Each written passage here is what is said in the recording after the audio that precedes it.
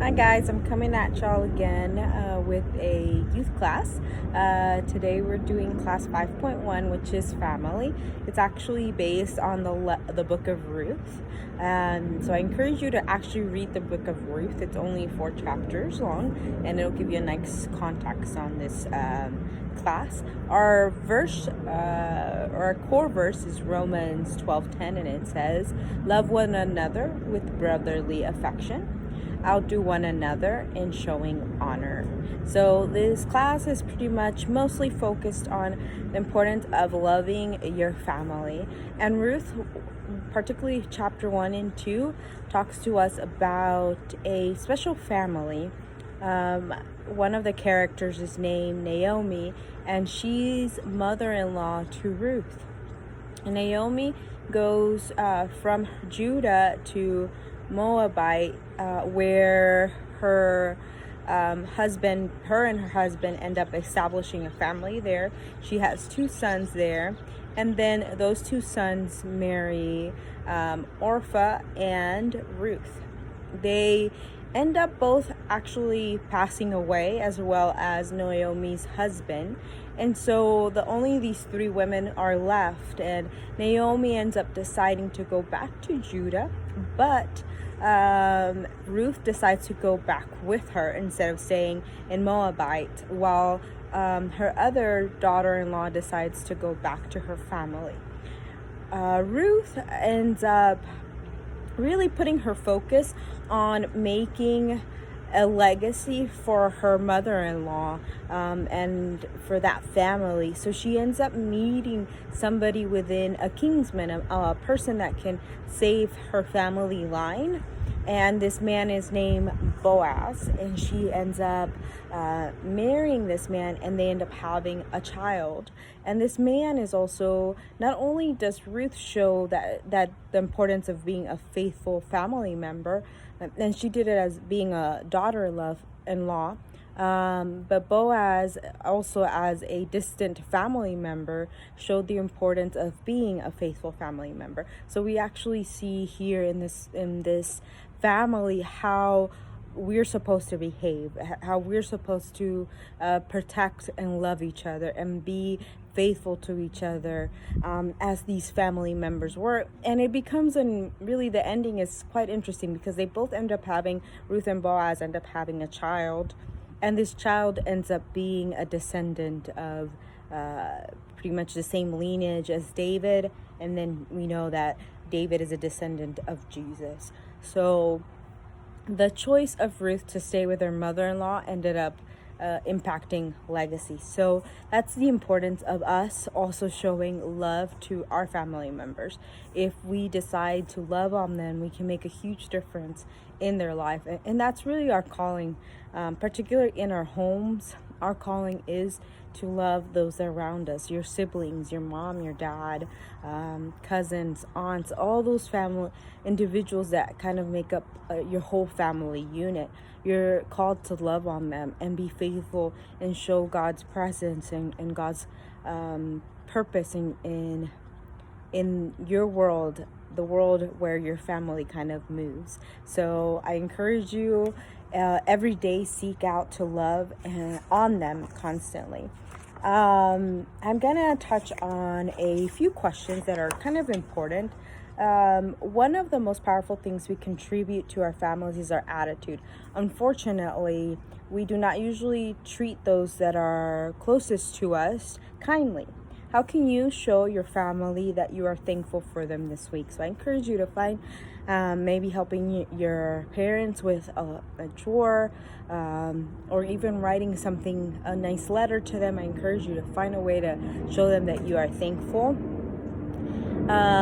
Also, sometimes for parents, it's very stressful. So if you live at home and you're not independent already, an adult, it can be very stressful to be a parent that's in charge of a family. So I encourage you, if you have your parents there, to help them and alleviate some of that stress. So find ways to alleviate that stress. And so the question is, have you considered ways that you could help alleviate some of the stress in your parents' life and help out the rest of the family at the same time?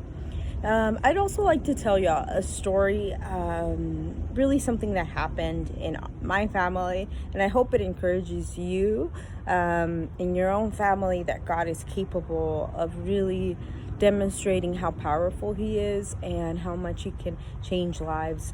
I remember in my teen years, my parents unfortunately began having, in my late teens, a lot of like marital issues, and I remember in one particular time that I ended up taking the role in some ways as a caretaker and trying to bounce back between my mother and father, and just really praying and hoping that God could change the situation.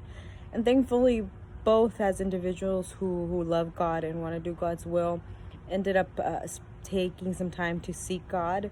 And after a few days of, particularly when it got the most intense, after a few days of them also praying and fasting and seeking God, and I think really understanding God's purpose in family, through it all, I decided I was going to try to show as much support and love and be patient and kind. And they thankfully came back into a time of communication and healing, and we're also able to demonstrate those same things, love and kindness to each other. So, and I made sure I tried to do the same thing with my siblings, particularly in that time that was very critical and I know it's difficult for our family. So I encourage you, if there are times of difficulty, times where there's maybe impending divorce, illness, sickness, whatever it is in your family, love and kindness can go a long way. So if you show it, you don't know what God can be capable of doing through your good acts, through your acts of just caring for those around you. So I encourage you in that. And your 3 questions for today. So I gave you a few things, a couple of questions that I want you to discuss, but I also, those are more for practice. What can you do to relieve some stress for your family, and what can you do to show that you're thankful? The next 3 questions are more for you to learn and grow in this class. So the first one is, what did it mean that Boaz was a kinsman redeemer for Naomi's family? So I encourage you to find that definition. It's actually quite interesting. Specifically, you can find it in Ruth 3 and 4, a little bit of that description. So I encourage you. I kind of mentioned it earlier too, so I gave y'all a little bit of that answer. How is the concept, number 2? How is the concept of family the same and different between biblical history and modern times? So how is it similar, different? One of the things I can tell you, it's different because families were much more extended before, and family members were considered not only the immediate family, like mom, dad, siblings, but it was also a consideration of the clan, the tribe, so it extended even farther away. It also depends on which part of the Bible, but when we're talking about ancient Israel, that's usually how it was. So I encourage you to look and see those differences as well. And lastly, in what ways do you show your family the love that God intends us to demonstrate? So which ways, what do you do to show that love? It's not about us always receiving, but it's also about us giving to them. And that's what Christ did, right? He didn't just stay in heaven and let us live in sin and condemnation. He came down and showed us love by dying for us. So in the same way, we're supposed to show love every day to our family members. You're supposed to demonstrate truly that you are somebody who loves and knows God. And what ways can you do that? It can be very simple, anywhere from helping a sibling do their homework. I find myself doing that a lot with my brother Nathaniel. Just that simple, just helping him with his homework.